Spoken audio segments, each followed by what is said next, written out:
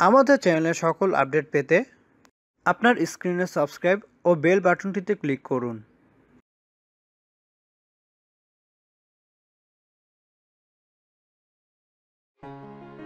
Folic acid, iron, calcium এই তিনটি শব্দ বা উপাদান সম্পর্কে সকল গর্ভবতীর জানা প্রয়োজন, কেননা এর সাথে গর্ভের বাচ্চার গুরুত্বপূর্ণ সম্পর্ক রয়েছে।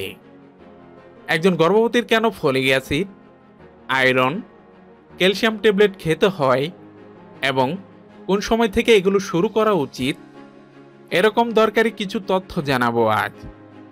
তাই ভিডিওটি মনোযোগ সহকারে দেখুন। ফলিক অ্যাসিড কেন দরকারি? গর্ভের বাচ্চার নিউরাল টিউব ডিফেক্ট যেমন স্পাইনাল বিফিডা বা বিভিন্ন জন্মগত ত্রুটি দূর করতে কাজ করে ফলিক অ্যাসিড নামক এই উপাদানটি। এছাড়া অনেক শিশু জন্মের সময় ঠোঁট কাটা, তালু কাটা অবস্থায় জন্ম নেয়। এর কারণও মূলত ফলিক অ্যাসিডের অভাব। কখন ও কি পরিমাণ ফলিক অ্যাসিড খাওয়া উচিত?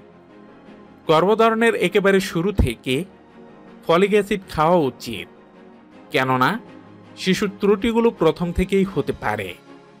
তাই এই উপাদানটি খেলে ঝুঁকি কম থাকে। একজন গর্ভবতীর দৈনিক 400 মাইক্রোগ্রাম করে ফলিক অ্যাসিড গ্রহণ করা উচিত। যারা একটু অধিক সচেতন তাদের উচিত গর্ভধারণের 1 মাস আগে থেকেই ফলিক অ্যাসিড খাওয়া শুরু করা।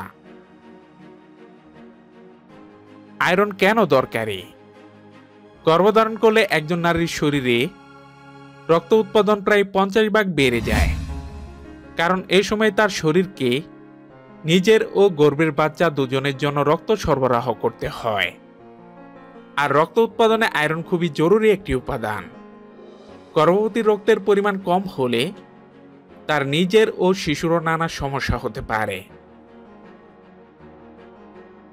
কখন ও কি পরিমাণ আয়রন খাওয়া উচিত?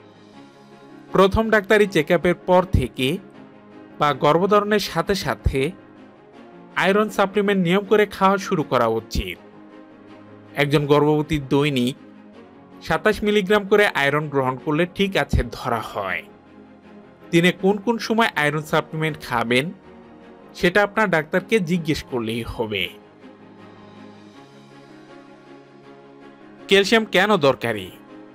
একটি গর্ভস্থ শিশুর হাড়, মাংসপেশি, দাঁত, হৃৎপিণ্ডের বিকাশে ক্যালসিয়ামের বিকল্প নেই। এই উপাদান মায়ের শরীর থেকে শিশু পেয়ে থাকে। কোনো কারণে গর্ভবতীর শরীরে ক্যালসিয়ামের অভাব হলে শিশু পুষ্টিহীনতায় ভোগে, যার ফলে দুর্বল, রোগাক্রান্ত নবজাতকের জন্ম হওয়ার সম্ভাবনা বেড়ে যায়। কখন ও কি পরিমাণ ক্যালসিয়াম খাওয়া উচিত? আদর্শ হিসেব অনুযায়ী একজন গর্ভবতীর দৈনিক 1000 মিলিগ্রাম আয়রন গ্রহণ করা উচিত। তবে বিশ্ব স্বাস্থ্য সংস্থা মতে এর পরিমাণ 1200 মিলিগ্রাম। দিনে কোন কোন সময় ক্যালসিয়াম সাপ্লিমেন্ট খাবেন সেটা আপনার ডাক্তারকে জিজ্ঞেস করলেই হবে। একজন সুস্থ স্বাস্থ্যবতী নারী থেকে একটি সুস্থ স্বাস্থ্যবান নবজাতকের জন্ম হবে, এটাই আশা করা হয়। তাই ডাক্তারের সাথে পরামর্শ করে এই সাপ্লিমেন্টগুলো নিয়মমাফিক খাওয়ার চেষ্টা করুন।